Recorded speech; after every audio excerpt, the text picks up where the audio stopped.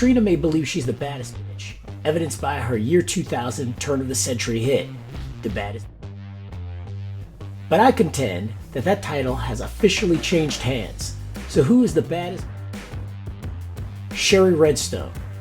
So, who is Shari Redstone? Well, to know Shari Redstone, you have to know her father, Sumner Redstone.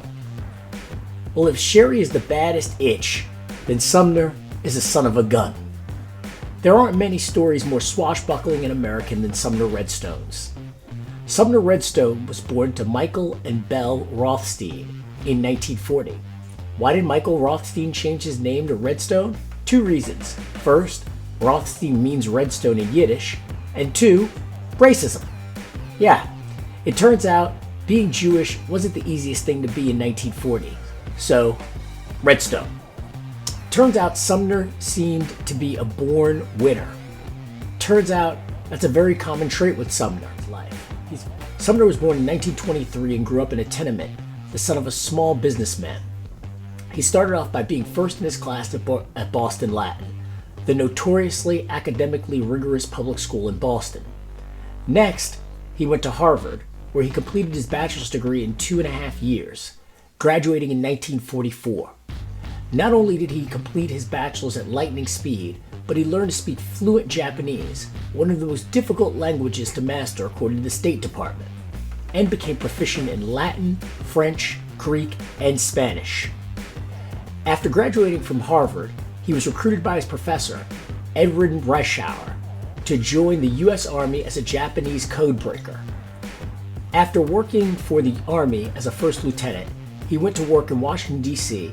and attended Georgetown University's Law Center, and later transferred to Harvard because I guess Georgetown wasn't challenging enough after breaking Japanese encryption. He graduated in 1947. After law school, he did two things. First, went to work for the Department of Justice in the tax division, and second, married his first wife, his longest-standing wife, and the mother of Shari and his brother Brent. Sumner then briefly went into private practice before going back to Boston to help with his father's business. By 1954, his father Michael had grown his business from one movie theater and a nightclub, the Boston branch of the Latin Quarter, which he bought from Barbara Walters' father, Isaac Walters, to a 12-theater regional movie chain. Sumner was exactly what National Amusements, the name of the theater company, needed: a lawyer. Hollywood firms were refusing to give National Amusements new releases, so they only received second runs. It's as if National Amusements was playing Top Gun, while Top Gun 2 was already in theaters. It was a huge disadvantage. Sumner sued them and eventually won. This might have been where he started his saying, "Content is king." He gradually took over National Amusements and went on to grow it to 129 screens by 1974.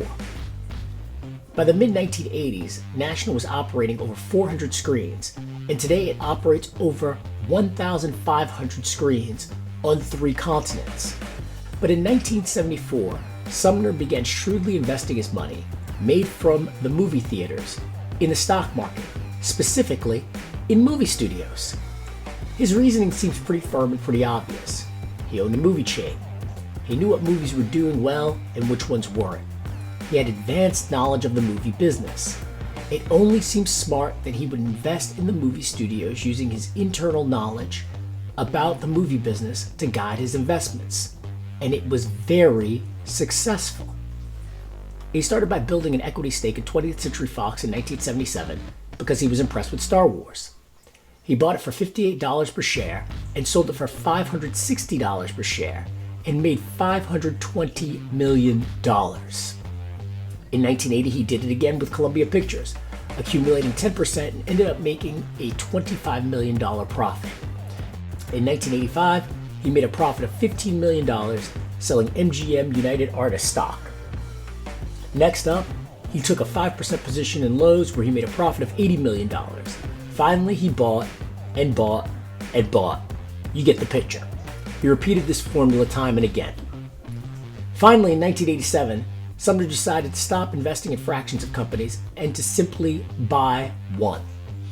He chose Viacom, and after a 4-month knockdown, drag-out, hostile takeover, he acquired his first major media property, Viacom, which also owns CBS. Viacom made Sumner a national figure. Next, he bought Paramount Pictures. This point will come back later. But after beating out Barry Diller, owner of IAC, which owns Match.com, Tinder, LendingTree, Expedia, Home Shopping Network, you get it, as well as beating out John C. Malone, not Karl Malone, John Malone. If you don't know who John Malone is, he is the former CEO and the founder of Liberty Media. If you don't know Liberty Media, you know how cable made it so that you could have 200 channels and now internet access? Well, you know who put all that cable in the ground and or consolidated the companies that did? John Malone.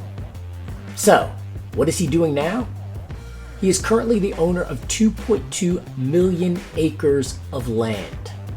Yeah, that's twice the size of Rhode Island. Yeah, the guy owns the equivalent of 2 states. States! And Sumner Redstone beat him to win Paramount Pictures. So yeah, let's just say it's near and dear to Sumner's heart. Enter Shari. Shari Redstone was born in 1954, the same year as Sumner Redstone came back to National Amusements. In her own rights, she is very accomplished. She graduated from Tufts University undergrad in 1975, received her Juris Doctorate in 1978, and her LLM in 1980, both from Boston University.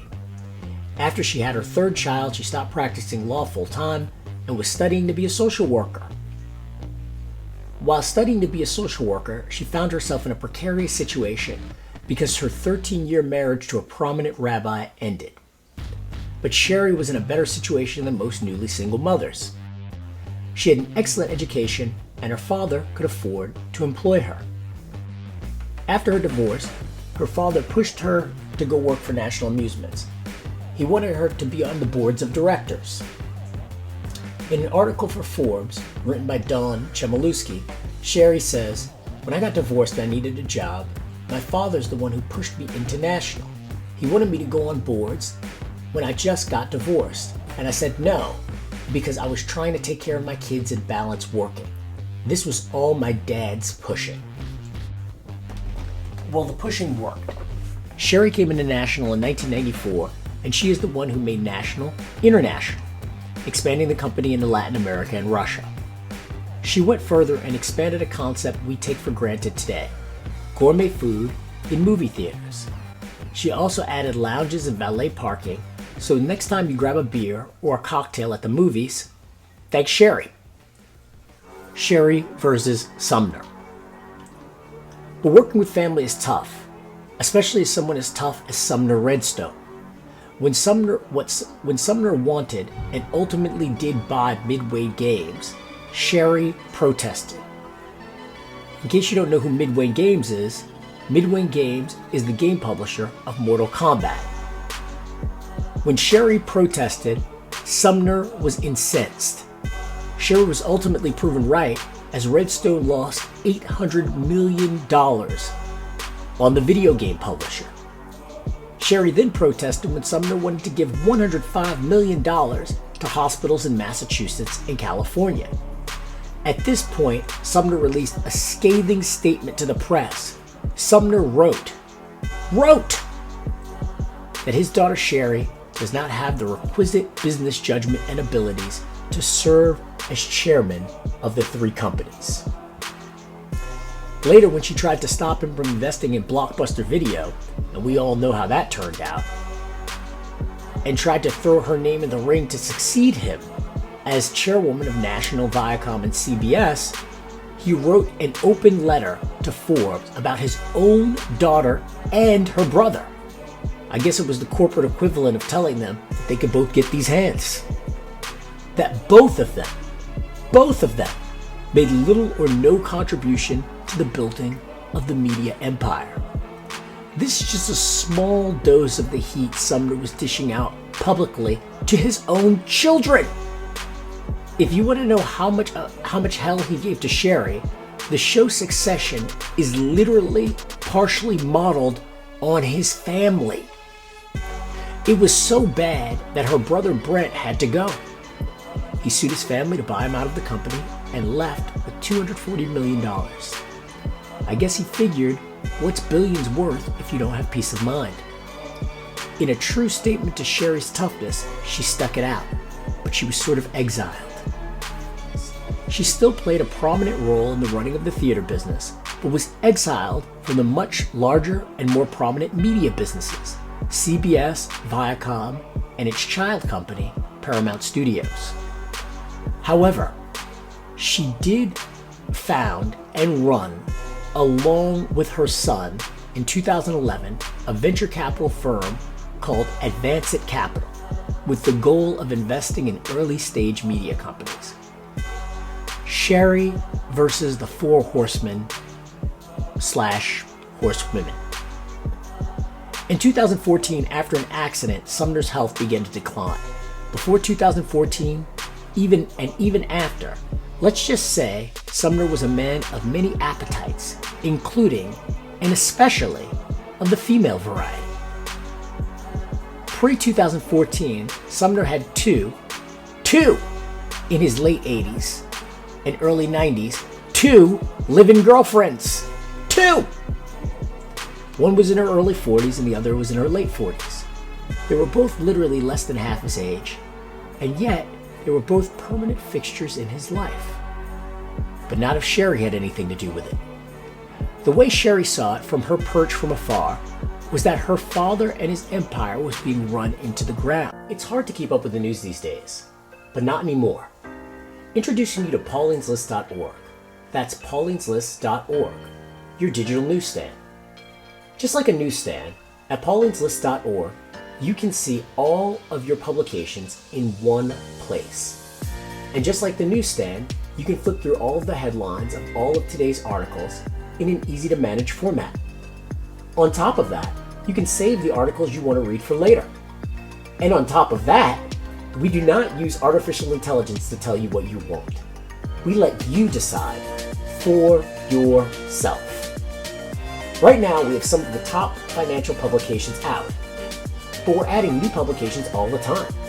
So if you're serious about knowing, if you're serious about being a citizen, if being ignorant is your pet peeve, check out paulineslist.org. That's paulineslist.org.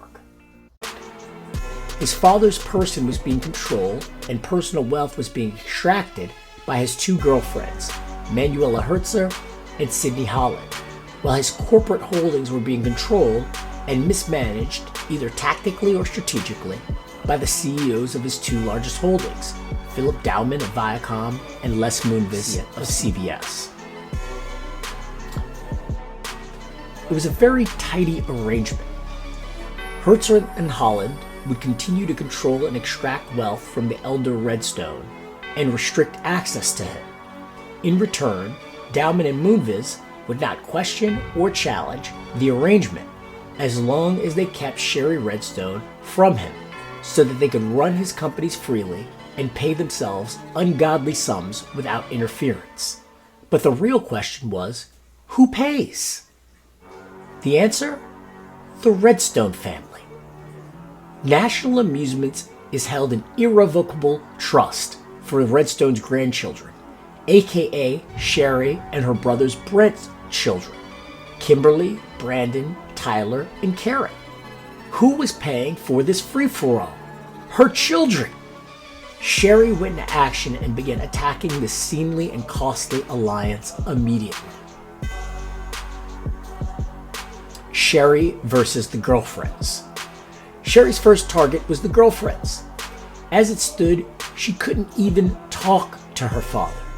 The women held control over the house staff, particularly Sydney. On occasion, Shari would be able to get her father on the phone, and when she raised questions about his living arrangements and his medical care, he would instruct her repeatedly to leave Sydney and Manuela alone. When she would occasionally pop up to her father's house to check on his well-being, Sydney would instruct the staff to disallow her and her grandchildren access, and she would instruct Sumner, a man who had great difficulty speaking but not thinking, to leave the house.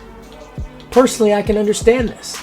As a man nearing the end of his life and still with certain appetites and unimaginable wealth that he is never going to see the end of, he prioritized his personal wants over his family's long-term interests. In my view, neither of them were wrong. Both were right. Sumner wanted his short-term happiness, and Shari wanted the long-term security that her father had fought for their family. Now it was just simply a matter of tactics, and Shari, the daughter of a lawyer who is a lawyer, who has children that are lawyers, is very good at tactics. Her first move was to gain allies among the staff. She had members of the house staff report back to her. They told her about Sumner's emotional state, how he was constantly sad, how this titan of industry in his infirmed years was crying a lot and being verbally abused by his quote-unquote caretakers. They told her about exorbitant cash withdrawals that these women routinely had him sign for from his bank account, and how they could often hear him behind closed doors weeping at these exchanges. This is the man who beat John Malone in a corporate battle and was a World War II veteran, now being berated to the point of tears. They brought in estate attorneys, and more tears and screaming matches ensued with the nearly century-year-old man. But Sumner's fire wasn't out. According to members of the house staff, when Sidney informed Sumner that he shouldn't talk to Kim, his granddaughter, that she was a liar like the rest of his family, he responded loudly, a man that couldn't use his voice greatly, that "I love Kim!" And a screaming match ensued. This man's golden years had been turned into a war zone. The house staff had had enough. They all collectively went to the Los Angeles Adult Protective Services office and filed an official complaint of mental and financial abuse of a senior citizen. Signing off. Peace. Hey, if you like this video, please smash that like button and hit subscribe. We would love to see you again. So take it easy. Peace.